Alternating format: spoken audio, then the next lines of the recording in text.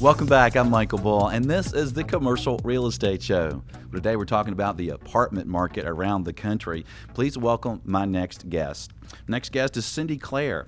She's on the National Apartment Board of Directors. She's past regional president of IREM, and she's president of Kettler Management, where she's responsible for 25,000 apartment units in over 100 communities. Cindy, thanks for joining us today.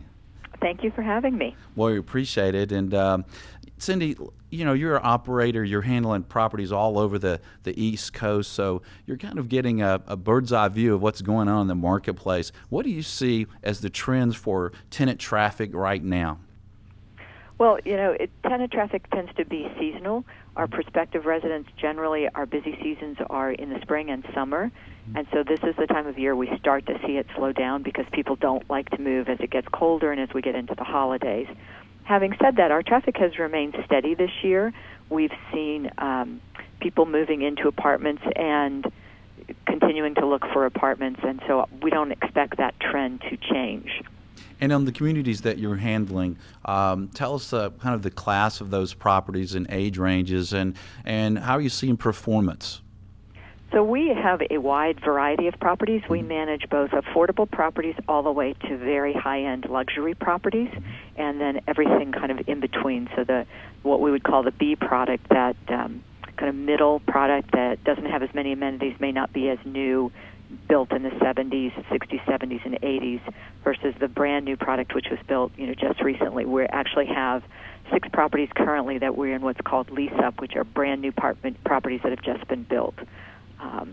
And so we, as I said, we have a little bit of everything. And are you seeing any variances on performance on some of those properties, on some of those classes?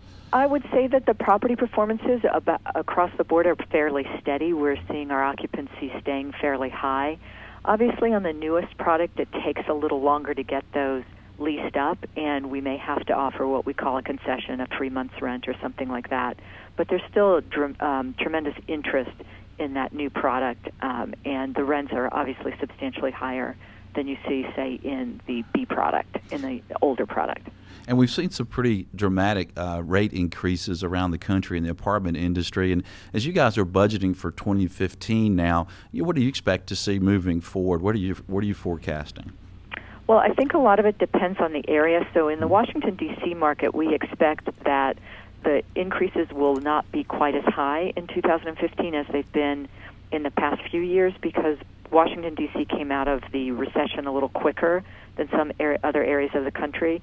And so therefore we already now have a lot of new product being delivered, which then tempers some of those rent increases until that product gets absorbed.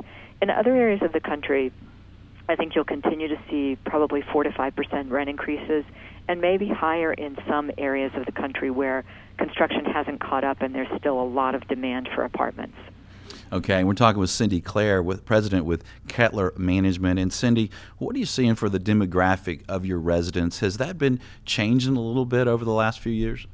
Well, it's interesting. The demographic has changed, both getting younger and getting older. So we're seeing the millennials starting to come out of their parents' home now that the economy is starting to recover and rent apartments. And so we have a very young demographic, but we're also seeing some of the baby boomers starting to downsize and look for apartments in urban suburban locations where their convenience is there, that they can walk to shopping and restaurants and so forth, which is exactly what the millennials look for as well.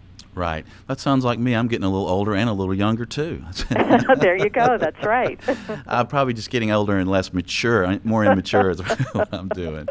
But that's okay, as long as we feel young, right? That's right. Well, how has that changed your leasing process today? You said you're on lease up on several communities. Is that demographic has adjusted? What's different? How you leasing these properties up any differently than you did back in the day? There's differences now. Most of it, with a change in technology, that's changed a lot on how we lease. We do a lot more with iPads and showing people information on their apartments. They can do online leasing, which means they can actually rent their apartment online, sign their lease online, put down their application and their money online. Now, most people still come in and they want to see the apartments, but they may make the decision and do everything else online. So our leasing offices have become more open, not quite the just having an office and people all sitting in offices. They're more open spaces, and in many cases, particularly in the urban areas, you're starting to see a trend towards a more open concept that at night we close off the area that was the leasing office and the rest of the space becomes amenity space for the residents to use. So there definitely have been some changes. You don't see as much print advertising. Pretty much everything is done online through your websites. Oh, that's nice. So in the virtual world of leasing and attracting these residents, are you using videos and things of the apartments for people to see? Absolutely. We have virtual tours. You can have YouTube videos. Sometimes our residents will have a prospective resident that will ask, could you send me a view of the apartment? And our leasing consultants will go into the apartments, take their iPhone or something like that, do a video, and then send it to the residents so they can actually see the apartment. Yeah, that's great. Well, what are these tenants looking for today, and what attracts and retains residents at your communities? Well, for the high-end communities, it's the amenities and it's the space. So the finishes now, particularly in the newer properties, you're seeing the stainless steel appliances, granite or even quartz countertops, laminate floors instead of just carpet, very high-end finishes. And then add to that the amenities have to match that. And so you have clearly your fitness room, club areas and amenity spaces that could include gaming, could include pool, video games. Outdoor spaces are very popular right now, whether that's just grilling or lounge areas. Wi-Fi throughout is also important, and pet amenities. So dog wash areas, dog walking areas are very big with our residents.